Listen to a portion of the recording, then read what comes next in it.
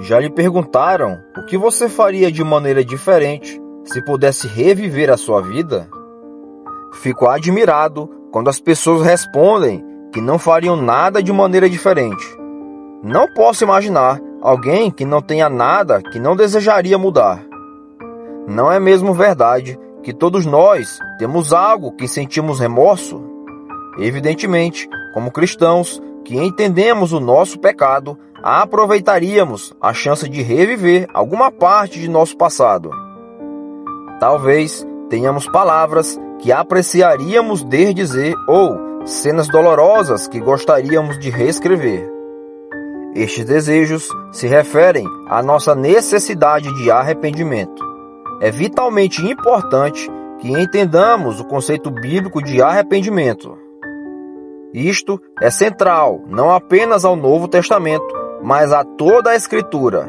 O Evangelho de Marcos começa com o aparecimento de João Batista, que surge no deserto e anuncia a chegada do reino de Deus. A sua mensagem ao povo de Israel era muito simples, chamava-os ao arrependimento. Pouco tempo depois disto, Jesus começou seu ministério público, pregando exatamente a mesma mensagem. Depois de João ter sido preso, foi Jesus para a Galileia, pregando o Evangelho de Deus, dizendo: "O tempo está cumprido e o reino de Deus está próximo. Arrependei-vos e crede no Evangelho." Marcos, capítulo 1, versículo 14 e 15. Este tema se repete em todo o Novo Testamento. Quando pessoas ouviam a Cristo ou a pregação dos apóstolos, respondiam frequentemente por indagar: o que devemos fazer? As respostas tinham uma forma semelhante: creiam em Cristo, creiam e sejam batizados, ou arrependam-se e sejam batizados. Visto que este conceito de arrependimento é tão central à pregação dos apóstolos, é muito importante que o entendamos. A palavra arrependimento vem da palavra grega metanoia. O prefixo meta pode significar com, ou, ao lado de, ou depois. Um derivado em português é metafísica. O estudo da física é o estudo daqueles elementos da natureza que são visíveis, perceptíveis e físicos. Metafísica é uma tentativa de ir além da esfera do mundo físico, a esfera transcendental. A raiz, noia, é uma forma verbal do substantivo que achamos frequentemente na Bíblia como nous. Esta é apenas a palavra grega que significa mente. Em sua forma mais simples, metanoia tem a ver com a mente depois ou, como poderíamos dizer, uma reconsideração. Na língua grega, esta palavra chegou a significar uma mudança significativa da mente.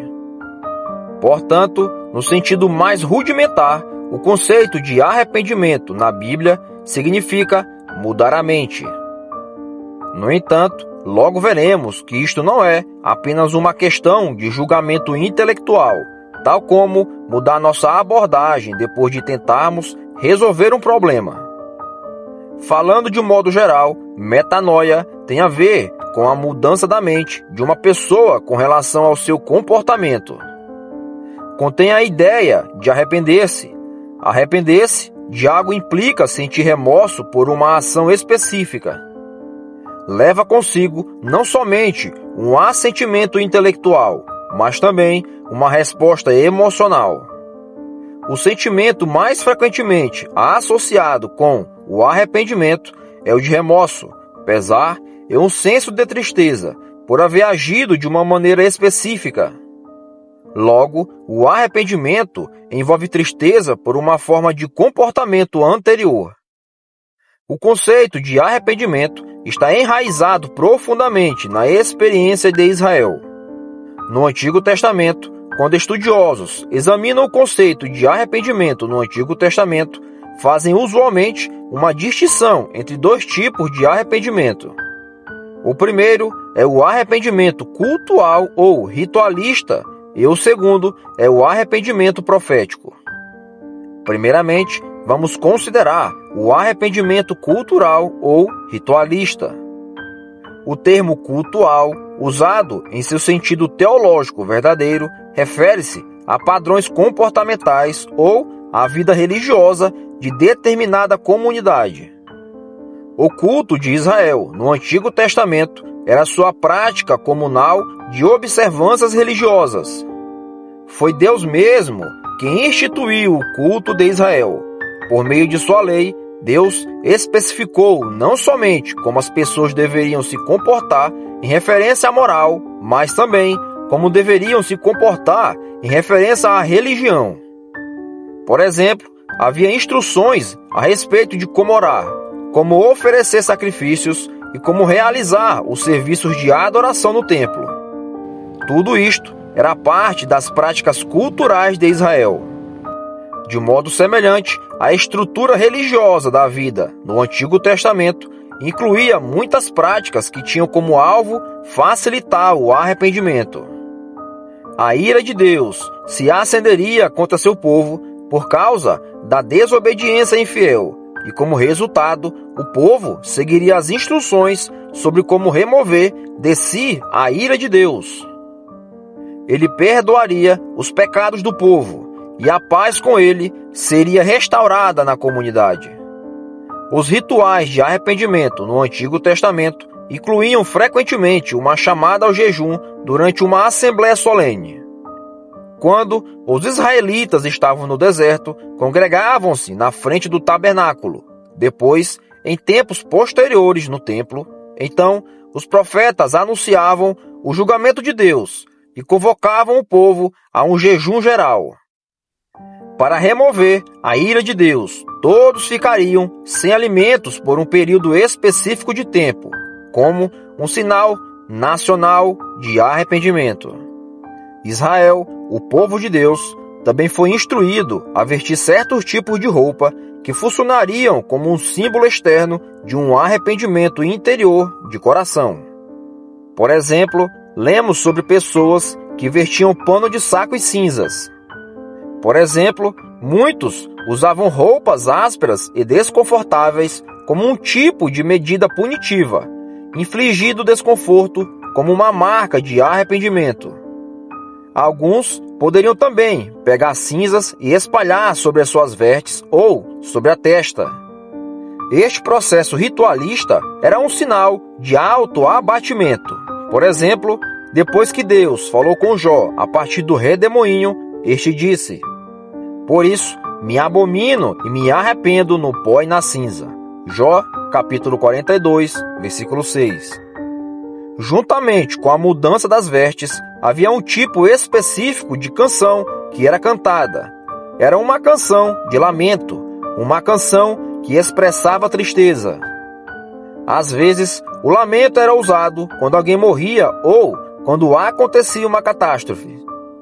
No Antigo Testamento, o livro de Jeremias é seguido de um livro breve chamado Lamentações, também escrita por este profeta.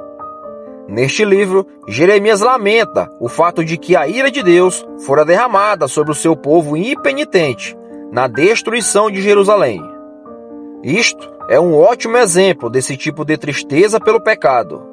Verdadeiro pesar foi expresso com a lamentação, uma canção de tristeza, e acompanhado de clamores e lamúrias elevados. Além disso, orações específicas de arrependimento faziam parte do sistema religioso de Israel.